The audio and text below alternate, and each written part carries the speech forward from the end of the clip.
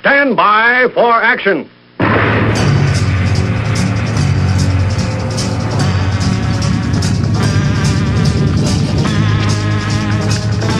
Thanks for joining me. My name is Dave Miller. I am the Unpleasant Blind Guy. Let's start out and thank American Lady Lamb on the Twitter for a kind comment about the last show. And let's jump right into this one. Okay, I got this story from Kenneth McClinton, the exceptional conservative who does a great show on Blog Talk Radio weeknights. I believe it's Monday through Thursday at 9 o'clock. You should check it out. This is something that Kenneth wanted a little bit more play on, and I agree with him. It's not getting nearly enough play, and it's going to get some more right now. Headline: Man, 77, dies after collapsing near D.C. fire station and not getting immediate aid. Now, this comes from the Washington Post crime section, and it's by Peter Herman, and it's updated January the 29th. There is also a follow-up to this that can be accessed from the page where the story is. And as with all source articles, this will be posted on UBG Contact on the Twitter, so you can read it all yourself and, hey, make up your own mind. All right, to the article.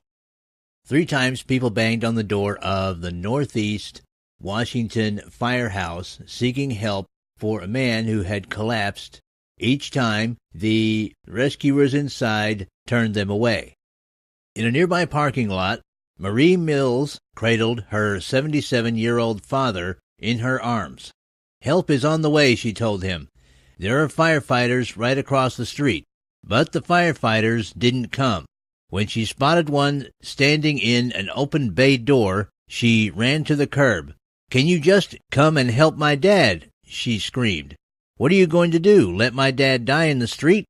Mills said she was told by people who tried to help that the firefighters said that they couldn't respond unless someone called 911. It took 15 to 20 minutes for help to show up on Saturday, she said, and then arrived only because a D.C. police officer flagged down an ambulance that happened to pass by. Her father, Medrick Cecil Mills, Jr., died of an apparent heart attack at MedStar Washington Hospital Center that afternoon. He had worked for the District Parks Department for over 4 decades and liked his job so much that he hadn't retired.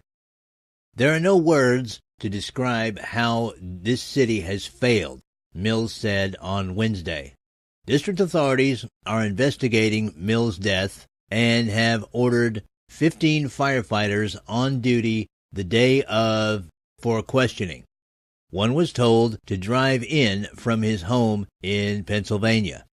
Although details of what transpired in the station are under review, the basic outline of what Mills has said is not in dispute.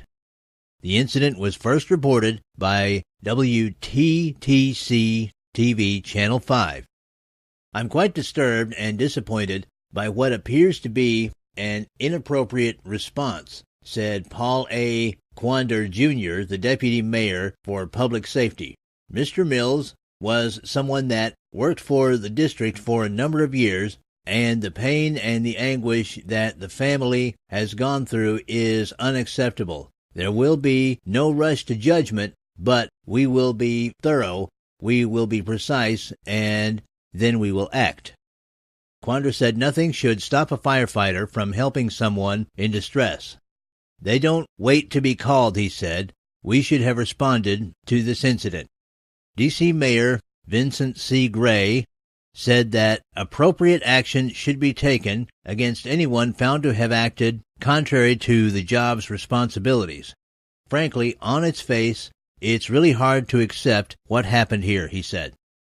The case comes amid reforms being implemented after the 2006 death of retired New York Times reporter and editor David E. Rosenbaum. Rosenbaum died after D.C. emergency personnel mistook the effects of injuries from a vicious mugging for public intoxication and labeled the incident low priority.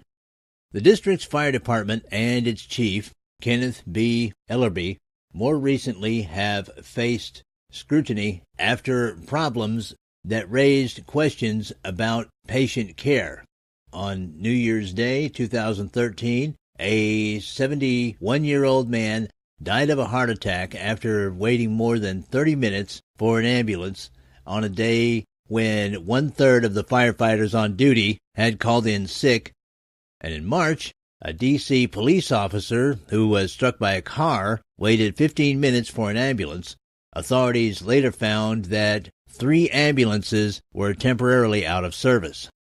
Ellerby, Gray, and Edward C. Smith, the president of the D.C. Firefighters Union Local, called Mills' daughter to express their concerns. On behalf of all D.C. firefighters, I offer Mr. Mills' family a sincere apology, Smith said. D.C. Council member Tommy Wells, Ward 6, said that the longtime district worker deserved better and promised that the Public Safety Committee he chairs would hold hearings on the matter. Tom Wilson, a fire department spokesman, said everyone working assigned to Engine 26 and Truck 15 that Saturday afternoon is being questioned. The firefighter who is accused of refusing to help was hired in the past year and has not yet passed probation, city officials said. All right, let's forget the question of why a probationary firefighter who was interfacing with the public wasn't being watched a little bit closer, and ask ourselves how Mr. Mills' death could have possibly been avoided. Can anything be done to improve things?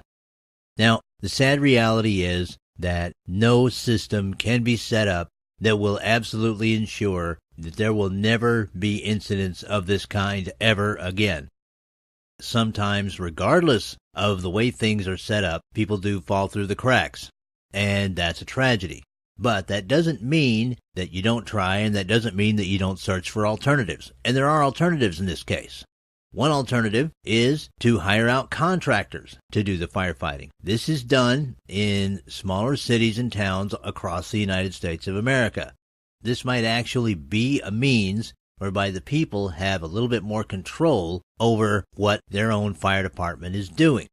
Another thing you can do locally is to change the 911 system and regulations so that a firehouse can take itself temporarily out of the 911 loop so that it can respond to a local incident.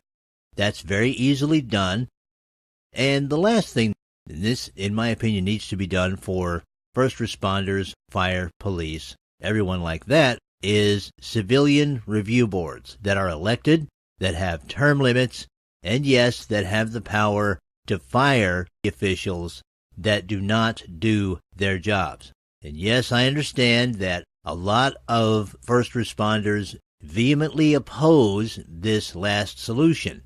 But at a time when incidents like what happened to Mr. Mills are occurring, and we have an ever more militarizing police across the United States of America, I believe that it is time to examine alternatives like civilian review boards and implement them before things get too far out of hand.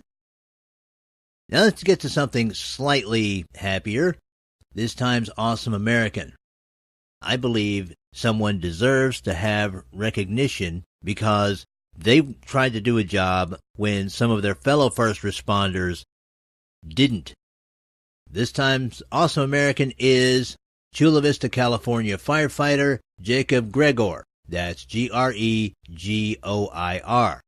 This is a story from Jason Howerton of The Blaze, posted February the 5th, with video from KFMB-TV Channel 8 in San Diego. Headline: Ridiculous. How a firefighter ended up in handcuffs while helping victims at scene of serious car accident. While responding to a Tuesday night rollover accident in Chula Vista, California, a police officer and firefighter got into a dispute over where the fire engine should park. It ended with the uniformed firefighter in handcuffs. The California Highway Patrol officer reportedly ordered the firefighter, identified as Jacob Gregor, to move the fire engine off the center divide or he would be arrested. As he worked the scene and checked the overturned car for more victims, he repeatedly told the unidentified officer that he would have to check with his captain. That's when the officer decided to detain the firefighter instead. According to UT San Diego, Gregor, a fire service veteran of more than 12 years, parked the truck behind an ambulance to provide protection to the emergency responders from oncoming traffic. This is apparently a standard safety procedure fire crews are taught. To detain one of our firefighters in the middle of an incident is ridiculous, Chula Vista Fire Department Chief Dave Hannerman said. It doesn't provide the good customer service, the good public service that both our agencies are there to do. Hannerman later confirmed to UT San Diego that fire crews are trained to park their rigs with the intention of blocking oncoming traffic. I know clearing the freeway is a priority for the CHP. Our number one priority is the safety of our firefighters and patients, he said. The California Highway Patrol and Chula Vista Fire Department are expected to meet on Wednesday to talk about the incident. All right, people, you can read more on this story where I posted at UBG Contact on the Twitter, but I'm calling Jacob Gregor an awesome American because unlike the CHP officer, this firefighter was doing his duty to people in need and concentrating on that instead of the officiousness of an overzealous police officer. You have a case here of two first responders, one of whom was more interested in throwing his weight around, and the other who was interested in fulfilling his duty to his fellow citizens. And I'm proud to call Mr. Gregor an awesome American. That's it this time. I appreciate each and every one of you who listen. Thank you, and may your God go with you. Goodbye.